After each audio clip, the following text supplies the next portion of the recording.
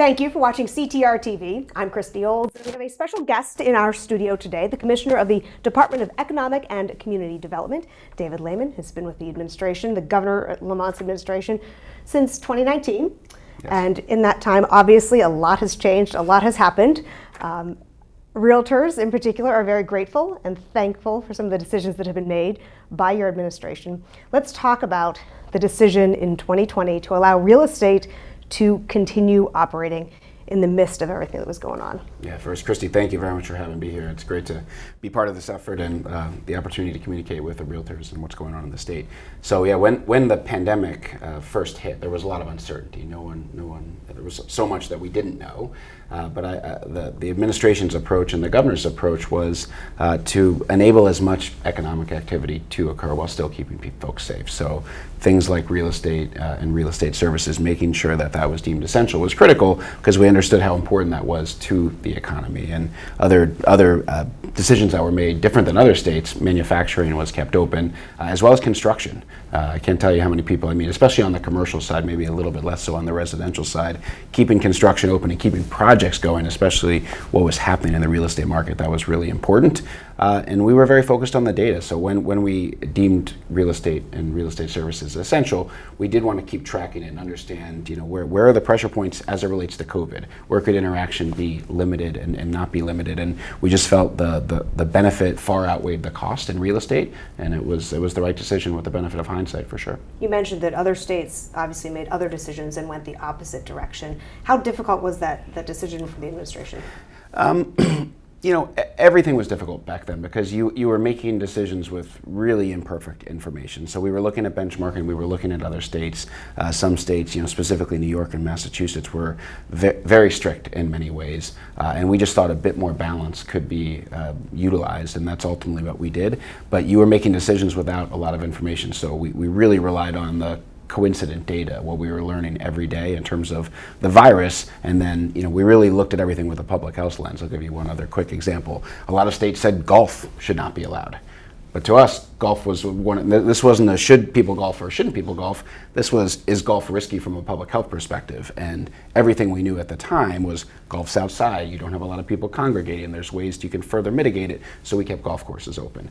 So that's the decision-making framework that we utilized. Again, we wanted to make sure our economy stayed as open as possible. What impact do you think that has had with 2 years of hindsight now? Yeah, well, we look a lot at the jobs data, and if you look at the jobs data in particular in 2020, Connecticut relative to all surrounding states, it was a terrible, terrible pandemic, and obviously the economy was ravaged, but on a relative basis, we lost a lot less jobs than a lot of other states because of keeping key sectors of our economy open, in the Northeast in particular, right? You can't compare us to the far West given where the virus hit, but if you look at us relative to New Jersey, New York, Rhode Island, and Massachusetts, we had a lot less job losses in 2020 and we're able to maintain a higher employment. Still, we saw significant declines, but I think that's a testament to keeping as much of the economy open as possible.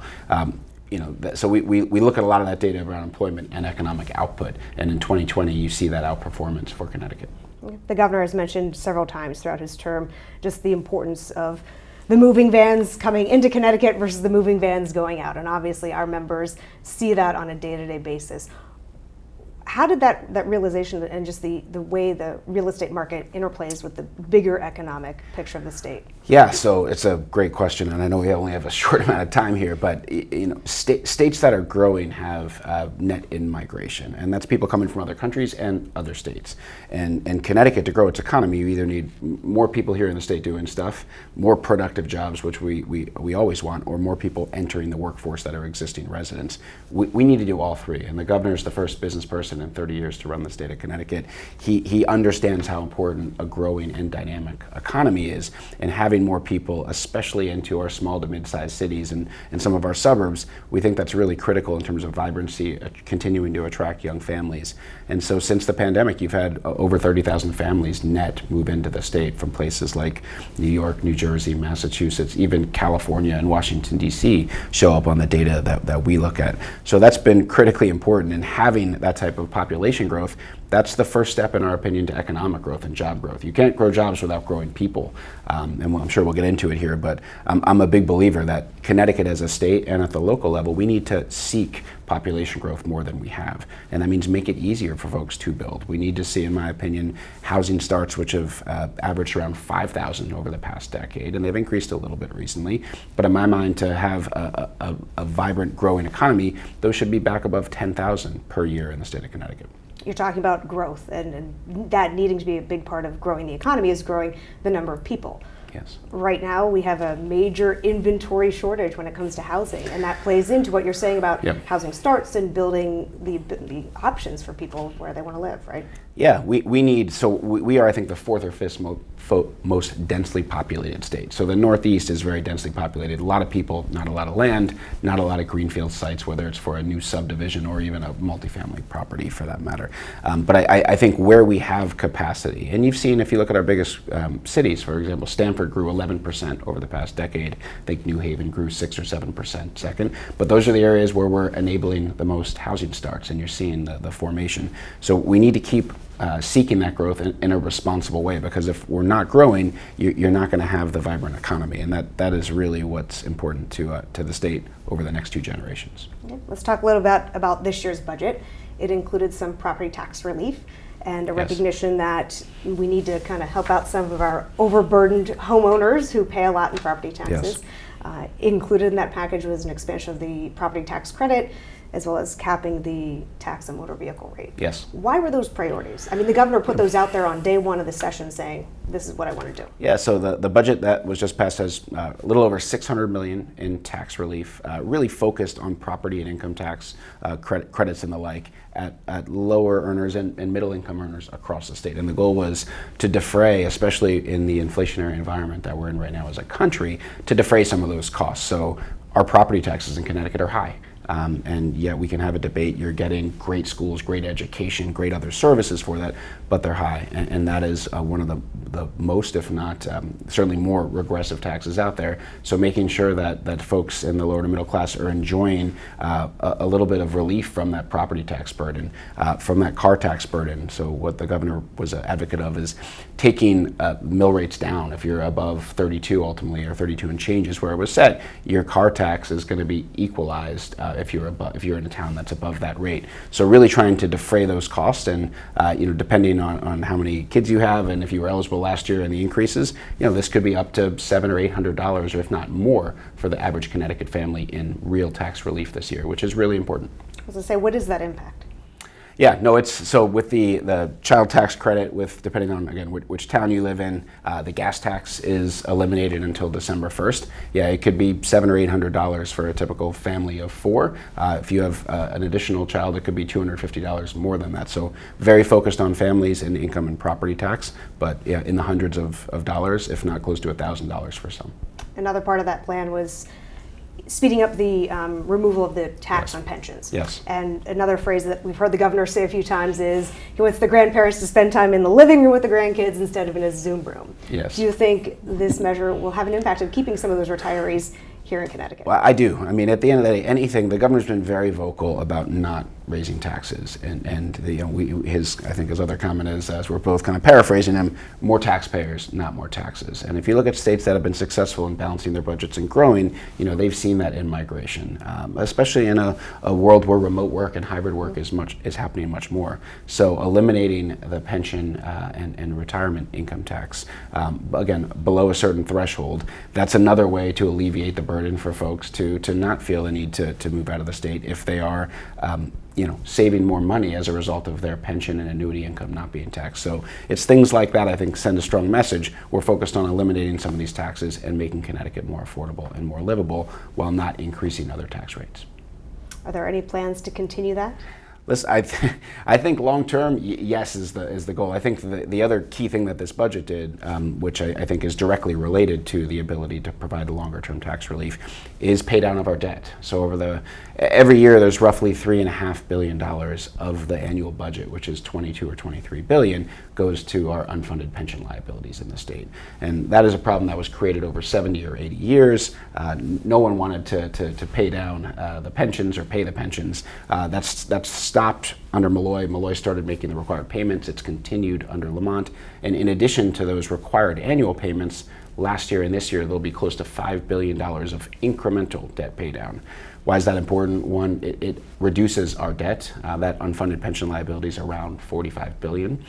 So that's over 10% pay down in that debt. In addition, that $5 billion pay down, incremental pay down, opens up another $400 million in the budget every year. And that can be used for potentially tax cuts or additional spending that has a positive return, like focused on childcare as well as workforce development. So the goal is to continue to reduce that debt, maintain the tax certainty, and ideally provide more tax relief. In addition, the state has a $3.5 billion rainy day fund, which is around 15% of our operating budget every year. And that's really critical, if there is a recession in the future, or when there's a recession, I should say, to make sure that you have that type of cushion. And that's a cushion the state has not seen before. Sounds like things are on the right track. Yeah, very much so. Yeah, no, it's very, very positive. And I can take you through more data around the business formation, but you're seeing record businesses start in Connecticut as well each month, numbers that we haven't seen since before the financial crisis, forget about the pandemic, and those levels are up 40% since before the pandemic in terms of new businesses that intend to hire people here in the state of Connecticut. You're just talking about new business creation, it's attracting businesses here, it's encouraging people, creating that atmosphere to start or open your own business. With that, you obviously need to train and educate workers and then get them to stay in Connecticut as well. And all of those things not only impact the economy as a whole, but the real estate market is directly tied to a lot of those factors. You obviously have touched on it, but we seem to be taking steps to keep growing and moving that forward. Yeah, no, a lot of the investments, there's a huge investment north of $100 million in workforce development, continue to upskill and reskill folks and make sure that we continue to invest in knowledge economy jobs, which is where I think you're going to see a lot of the growth in the future. Things like finance and insurance, manufacturing, life sciences across the state. These are areas that we're focused on building the ecosystem because it's around employers getting the talent and it being a place where the employee wants to live and raise their family. It used to be all the businesses, where the CEO lived is where the business was located. That's changed in my opinion now. Businesses all over the place and more because of the talent it's such a tight market right now. We really need to make sure that we're appealing to families, to workers, to want to get educated and live and grow their families here in the state of Connecticut. So that's a lot of the marketing that we're going to keep doing out of our office at DECD. You mentioned the workforce development and retaining it. That is another thing that we've heard over the years is we have all these schools, all these great universities and colleges in Connecticut, but we're not retaining the young minds here in the state. Do you think that's starting to shift? It is. So there's a number of efforts to that end. One of which is called Career Connect CT, which is making sure that we're connecting employers, whether it's for internships or post-graduation, with college students in the state of Connecticut. We need to create more of a stickiness, and some of this is around ecosystems around innovation or density of population. Again, one of the other reasons, in my opinion, you've seen New Haven and Stamford be two of our fastest growing areas is that's where a lot of these jobs are and a lot of where the young folks and young families want to be and want to start, and there's a dynamism there. So I think it's multifaceted, but it's connecting our college students with our employers, creating that stickiness in terms of the college student should think there's an opportunity for me in Hartford or in New Haven or in Stamford, and that's where I need to be as opposed to Boston and New York. And the reality is post-COVID, you are seeing the small to mid-sized cities that are a bit more affordable but still are quite amenity rich. You're seeing that influx in people, and we need to continue to invest in those cities to make sure that we act while the tailwind is still here. Okay. You're leading an effort now, or have led an effort within the state when they offer businesses incentives to come to Connecticut or build jobs. They used to kind of give you an upfront package and say, here you are, come to Connecticut, let's give you all this in return. You're changing that to more of a performance-based model, correct? Yes, so we're in business incentives for new job creation or for capital investment. That's the market. So it's a competitive market. States are competing for business. We need to compete in that marketplace. At the same time, though, the state historically gave significant dollars to businesses. And I think our approach in this administration is we wanted to minimize and reduce the amount of those dollars, because every dollar that's given to a business is paid for by the broad tax base. So we felt like making sure the balance between the business that's making the investment and the tax base that is providing the incentive, that balance needs to be there. In addition, as you mentioned, the monies are earned over time. So the risk is on the business to make the investment to grow the jobs, and then they will receive a financial benefit from the state. And that's a bit more balanced, so the tax taxpayer is not subject to the business risk of that specific company or industry. But if you look at the numbers in the first 3 years of the Lamont administration, our bonding, I believe, is down 60 or 70%. So we are providing less incentives and in a safer way, and that's borrowing that's not on the backs of Connecticut taxpayers, which I think is great long run for the state of Connecticut. But the businesses are still interested in being a part of that. Yeah, yes. We need to be competitive. I mentioned the business formation. There's been, I think, since COVID, I should say, there's been over 35 new businesses that have either relocated to Connecticut or decided that Connecticut is where they want to grow as opposed to other places. And we're going to continue those recruitment and outreach efforts. One thing that the Governor Lamont started is what's called Advanced CT. It used to be called CERC or CERC. And that's around 30 individuals that are focused exclusively on business outreach and business recruitment and development. And it's a public-private partnership. It's a nonprofit entity. Some of their funding comes from the state, but half of their funding comes from the private sector. So we're working with business to recruit business, which we think is a really fruitful strategy and will continue to benefit the state for years to come. Obviously, business and economic development are what you spend most of your time talking about, but that's not all your office is responsible for. I guess there's Brownfield redevelopment, the arts, historic preservation, tourism. Do you get to spend any time focusing on those, or are we just business? You know, I would say 80+% of my time is focused on business and business recruitment. And again, when I say recruitment, I mean that existing businesses that are here, making sure they feel Connecticut is the place they want to grow as well. But no, I spend a lot of time on tourism, arts, culture. Brownfields is directly related to construction and cleaning up, in particular, a lot of the sites we have in our cities from an old, the manufacturing era of the past, as well as historic preservation. You know, I was at a meeting downstate last week or the week before about a historic preservation effort on a very new multifamily units that were going to be created. So there's a lot of overlap in what happens at DECD for a reason, because the ability to interact with the private sector and talk to them about brownfields, about job creation incentives, about historic preservation tax credits at the state and at the federal level, being able to talk with one voice and have 3 or 4 or 5 different tools in the toolkit is very persuasive. And when we talk to businesses, they like the ability and the simplicity of being able to deal with, you know, one group as opposed to multiple groups on that front. I was going to say, on the surface, some of those don't necessarily look like they would all interact, but there is overlap. Many do. Yeah, and one thing I should also mention, Christy, is we just hired a new tourism director for the state. After we had Randy Fiveash, who was here for over a decade, I believe, but we hired a woman named Noelle Stevenson, who actually moved up here from South Florida and is providing a really fresh perspective. And I'm very excited for the realtors and the whole state to see more of what we're going to be doing, not just to attract tourists, but to attract residents and tell the story of what's Connecticut like, because I think we need to do a better job telling the story, not just to tourists, but to Connecticut residents as well. So what is that story? What do you see that story being? Yeah, in my mind, it's a state that is vibrant and has growing small to medium-sized cities, as well as smaller towns and more rural alternatives. But you have unparalleled workforce and an industry which is, the knowledge economy, the industry of the future. Things like I mentioned before, life sciences, finance, and manufacturing. And you have a quality of life and a quality of education that is unparalleled. So making sure, and again, I think those are, especially coming out of COVID, what makes the state of Connecticut great, I think, is more richly valued. And I think that's some of the reasons you've seen folks want to move to the state of Connecticut and move to the state of Connecticut. And that is what a lot of our members are hearing is it's that quality of life, it's having that yard, it's having that home office, it's having the options that people can't find in the cities. That's right. I mean, I commuted to New York myself for 10 years before I was in this job, and someone that needed to be in Manhattan 5 days a week, maybe they felt like they couldn't live in Trumbull or Fairfield or Easton for that matter. And if they need to be in New York once or twice a week, that's that much more doable. And I think that's a real opportunity for Connecticut and for real estate in Connecticut, is making sure we continue to tell the story of the strengths of Connecticut. And if you don't need to commute 5 days a week, we've got some of the best broadband that's out there. Make sure this is the place you want to raise your family or build your business.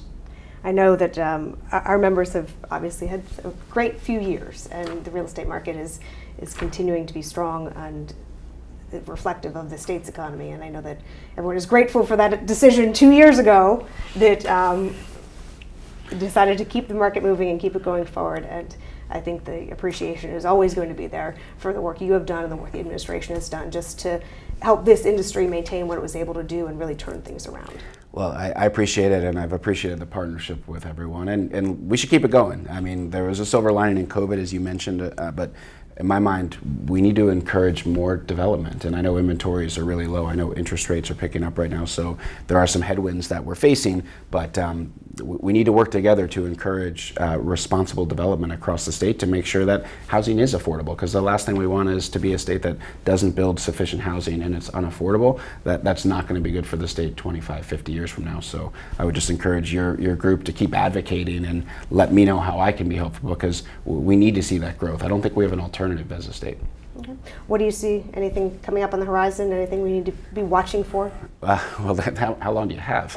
In terms of what's coming up on the horizon, I mean, okay, let's talk real estate for a second first. I do think the Federal Reserve is very clearly trying to slow down the demand side of the economy, and I think that needs to happen. Inflation is a real issue. It's a significant issue, and we know it impacts the low to middle class earners the most. So it's incredibly regressive. So the Fed's doing what it does, and I think outside of the small inventory, which will help housing prices, or at least in the near term, interest rates, I think, is something that we do need to watch on the real estate side, and just the overall impact of financial conditions on businesses in the state. So something that I'm watching very, very carefully. In terms of the state, I think it is as simple as making sure that we keep attracting people and attracting those jobs. And again, you can't have one without the other. I think some folks will say, well, we're not creating enough jobs.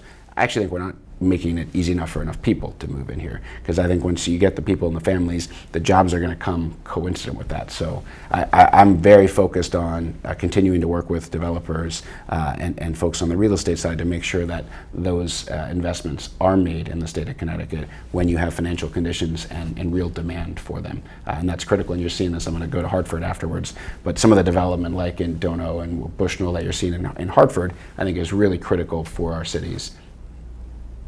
Anything else you'd like to add?